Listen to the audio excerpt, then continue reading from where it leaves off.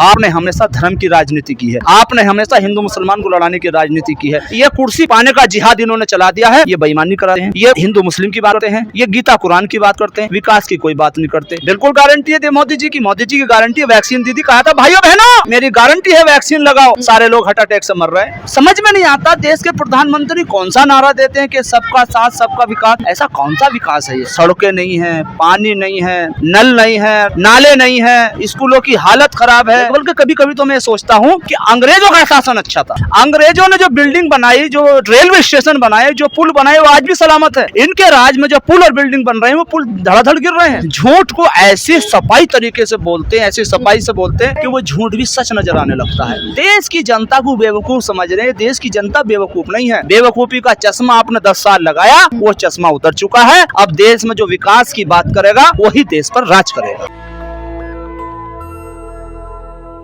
कि भाजपा को 10 साल दिए गए हैं, 10 सालों में उन्होंने कुछ नहीं किया है।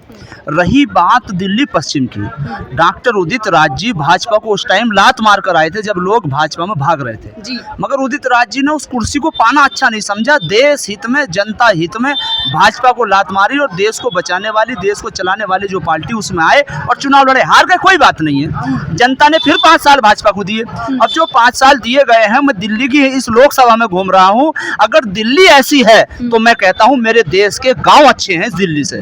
सड़कें नहीं है, पानी नहीं है, नल नहीं है, नाले नहीं है, स्कूलों की हालत खराब है। समझ में नहीं आता देश के प्रधानमंत्री कौन सा नारा देते हैं कि सबका साथ सबका विकास। ऐसा कौन सा विकास है ये? कह रहे मोदी की गारंटी, मोदी की गारंटी है इस देश को विकास बनाने। बिल्कुल गारंटी है मोदी जी की, मोदी जी की गारंटी है। वैक्सीन दीदी कहा था भाइयों बहनों मेरी गारंटी है वैक्सीन लगाओ, सारे लोग हार्ट अटैक से मर रहे हैं। अच्छा हुआ मैंने ना लगवाई थी। नहीं लगाई थी? मैंने नहीं लगवाई थी, कोई से भी डोज नहीं लगा। मुझे तो मोदी जी की किसी बात पर कोई यकीन ही नहीं था और है भी नहीं। अगर ये गारंटी है तो वो है कांग्रेस की। पोलियो की दवाई पिलाई, गारंटी है 50 साल हो गए, कोई उंगली उठा कर देख ले।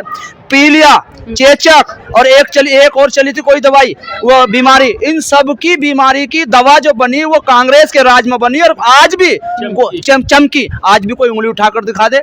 और इनको तो जब ये शुरू हुई थी जब भी लोगों ने कहना शुरू कर दिया था, मगर भाई कुछ अंधभक्त थे, उन्होंने लगवाई खूब। अंधभक्त होना एक अच्छी चीज है, मगर अंधभक्त होकर गोबर को गाजर का हलवा बताना ये गलत बात है। और जब बीमारी इतनी बढ़ रही थी तो लोगों को कहा गया कि वैक्सीन लगाइए, वैक्सीन से आपकी जान को खतरा नहीं होगा। लोगों ने वैक्सीन लगाई, फिर कुछ दिनों बाद ये खबरें मिलती है कि वैक्सीन जिसने लगाई है उसको कहीं ना कहीं हार्ट अटैक के चांसेस है। क्या कहेंगे फिर इस पर? देखिए वो तो ऐसे है ना, नकली दवाई थी वो, क्योंकि उनसे कई सौ करोड़ रुपए चंदा लिया गया था ना। अब जब किसी से कमीशन लिया जाएगा, मतलब ठेकेदार से कोई काम करा जाएगा 100 रुपए का, और जब उससे कमीशन ले लेंगे 20 रुपए का, 80 रुपए का तो माल लगाएगा। तो दवाई कंपनी ने भी वही काम किया। दवाई कंपनी की कोई गलती नहीं है। अगर गलती है तो ये गिरफ्तार क्यों नहीं करते, कार्रवाई क्यों नहीं करते? हाँ, अगर ये कांग्रेस का राज होता तो ये ऐसे ड्रामा करते जैसे शादी किसी के घर में होती, बधाई ना देने के बाद मेरे किन्नर भाई ड्रामा करते हैं, ऐसे ये भाजपा सड़कों पर ड्रामा करती। मगर अब कोई ड्रामा नहीं, क्योंकि ये खुद चोर है। देश की जनता को बेवकूफ समझ रहे हैं। देश की जनता बेवकूफ नहीं है। बेवकूफी का चश्मा आपने 10 साल लगाया, वो चश्मा उतर चुका है। अब देश में जो विकास की बात करेगा वही देश पर राज करेगा। तो वही तो ये बार बार कह रहे हैं कि इस बार मोदी की गारंटी, किसी ये नहीं कह रही कि भारतीय जनता पार्टी, खुद कह रहे हैं कि मोदी की गारंटी है, आप हमें जितवाइए, 400 पार हम आएंगे, आपका देश का विकास करके जाएंगे। देखिए मोदी जी की कोई गारंटी नहीं है। उनकी गारंटी तो उनकी बीबी की भी ना रही जिसे 7 फेरों में लेकर आए थे। उनकी गारंटी तो किसानों की भी नहीं रही जो धन दुगने आय दुगने करने की बात कही थी। उनकी गारंटी तो वो भी नहीं रही जिन्होंने 2 करोड़ रोजगार देने की बात करी थी। उनकी गारंटी तो वो भी नहीं रही जो माँ बहनों की इज्जत की बात करी थी। उनकी गारंटी कोई गारंटी नहीं, उनकी सिर्फ बकवास है। हाँ एक बात कहूंगा, झूठ को ऐसे सफाई तरीके से बोलते हैं, ऐसे सफाई से बोलते हैं कि वो झूठ भी सच नजर आने लगता है। जैसे एक आदमी गाय से बकरी खरीद कर चला, 4 रास्ते में लुटेरे मिले, उन लुटेरों ने कहा बकरी छीननी है, कि लूटनी नहीं, लूटेंगे तो मुकदमा दर्ज होगा, ऐसे ले लेंगे तो मुकदमा दर्ज नहीं होने का। वो चारों ने 6 लोग और बुलाए, 10 हो गए, 10 के 10 जगह खड़े हो गए और उन्होंने उस बकरी वाले को कहा चाचा राम राम, चाचा सलाम ने कुत्ता कितने का लाए? वो लाया था बकरी और उसे बता दिया कुत्ता। 1 ने कुत्ता, 2 ने कुत्ता, 3 ने कुत्ता, 4 ने कुत्ता। जब 5 ने कुत्ता बताया, चाचा ने कहा कि यार मैं कुत्ता ही तो ना ले आया, लेने गया था बकरी। 6ठे ने कुत्ता, 7वें ने कुत्ता, 8वें ने कुत्ता, 9वें ने कुत्ता और जब 10वें ने कहा कि सारे फेल हो गए, कुत्ता नहीं मिला, बकरी नहीं मिली, तो दावत नहीं होने की, वो उसने दूर से कहा, देखिए उस बकरी वाले को पता नहीं कि तेरे खिलाफ साजिश हो रही है, वो तो चल रहा है। ऐसे ही देश के प्रधानमंत्री, भाजपा सरकार देश की जनता के खिलाफ साजिश रचते हैं, जनता को कुछ नहीं पता होता, जैसा उस बकरी वाले के खिलाफ। 10वें ने दूर से कहा, चाचा राम राम, चाचा सलाम, यो कुत्ता कहाँ से लाए, कौन सी कंपनी का है, हमें भी दिला दो। उसकी अकल इतनी खराब करी कि झूठ को सच साबित कर दिया, और वो बकरी कुत्ता नजर आने लगे चाचा को। उन्होंने कहा, बेटे रोल मचाने की कोई जरूरत नहीं, इसे अपने घर ले जा। यानी कि झूठ इस सफाई से बोला कि वो बकरी कुत्ता बनाकर वापस। ऐसे देश के प्रधानमंत्री करते। देखिए मुझे बड़ा अफसोस होता है, देश के प्रधानमंत्री एक बड़ा सम्मानित पद है जी। उन्होंने राजस्थान में एक बयान दिया, मेरे आंसू आ गए। मैं स्वतंत्रता सेनानी का पोता हूँ, मेरे दादा ने इस देश को आज़ाद कराने के लिए 142 दिन दिए। मैं सरदार भगत सिंह, मंगल पांडे, अब्दुल हमीद और अशफाकुल्ला खां, तमाम वीर शहीदों को नमन और सलाम करता हूँ कि उनके देश में सिर्फ कुर्सी पाने के लिए देश के प्रधानमंत्री ने कहा कि इस देश में कांग्रेस की सरकार आई तो पहला जो संसाधनों पर हक हो मुसलमानों का होगा। देश के प्रधानमंत्री, ये भाषा आपके मुंह से अच्छी नहीं लगती। आप देश के प्रधानमंत्री हैं, देश के प्रधानमंत्री नहीं, गांव का मेंबर हो, पार्षद हो, एमपी हो, एमएलए हो, जब वो जीत जाता है उस क्षेत्र में जितने लोग होते हैं वो सबका होता है, वो एक का नहीं होता है।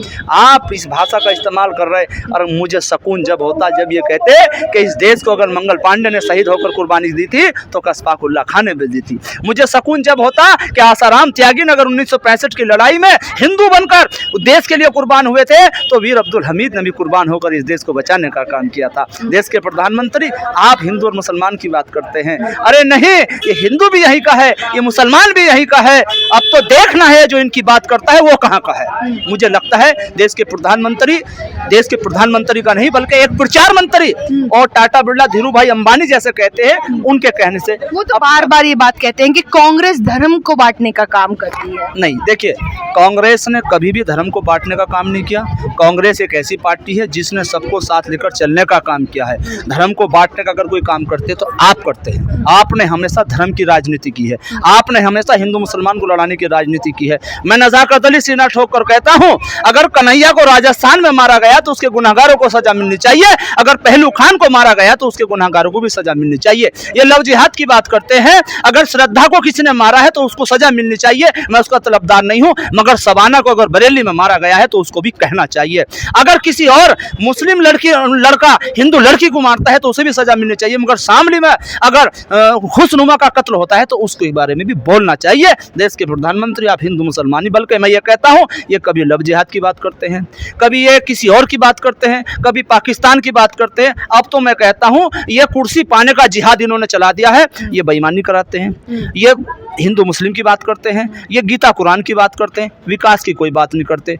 हमारे कांग्रेस के राष्ट्रीय अध्यक्ष ने कहा देश के कि मोदी जी मैं आपसे बहस करने के 5 किलो राशन दे रहे हैं और तमाम योजनाएं लेकर आ रहे हैं महिलाओं के लिए, बुजुर्गों के लिए, युवाओं के लिए। क्या वो सब कम पड़ रहा है आप लोगों को? कुछ भी नहीं है, सब बकवास है।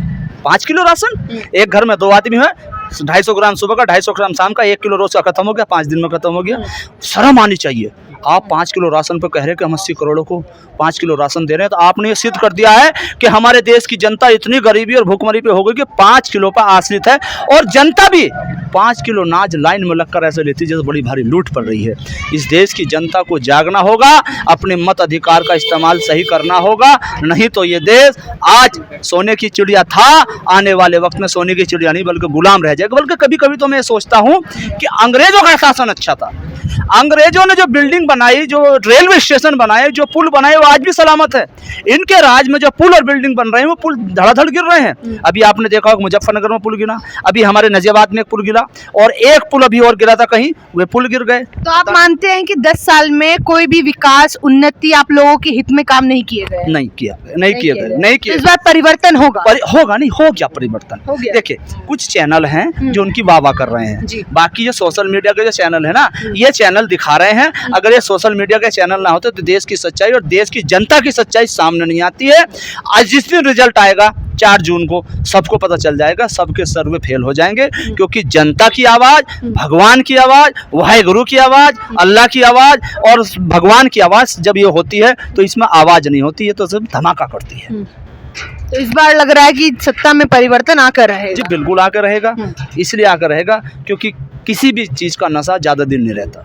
चाहे रोटी का हो, नशे का हो, सत्ता का हो, किसी भी चीज़ का हो, जब चश्मा उतरता है तो जब बहुत देर हो चुकी होती है। इसलिए इस देश की जनता समझ चुकी है कि यहाँ अजा लगे मस्जिद में और शंख बजे शिवालों में, और यही भावना रहे मेरे भारत वालों में, मेरे भारत वालों में। तो इसलिए इस देश में अब एकता का और भाईचारा का काम चलेगा, बाकी कुछ नहीं चलेगा। नेशनल दस्तक की आपसे गुजारिश है कि अगर इसको बचाना चाहते हैं तो नेशनल दस्तक को सब्सक्राइब करने के लिए रेड कलर के सब्सक्राइब बटन को दबाएं, फिर बेल आइकन की घंटी दबाएं।